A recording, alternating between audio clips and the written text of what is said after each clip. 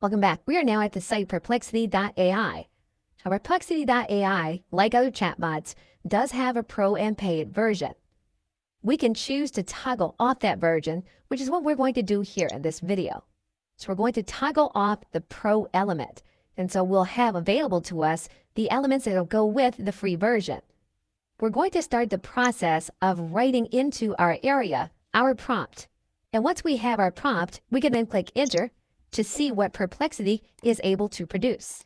And you'll notice Perplexity's step-by-step process. And since we did specify a number of words, what we're going to do is we're going to copy this entire text and we're going to head to our word processing document.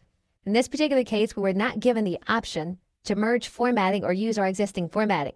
So what we're going to do now is we're going to go back and just copy and paste the content from the Perplexity website. We're going to right click and we're going to copy it. And so now we have our document. We do want to take note of the fact that we requested 600 words. Perplexity did return 797 words. What we want to determine now are what automatic rewriting and editing tools that Perplexity gives us without us having to use a prompt. Okay, so thanks, and I will see you in another video.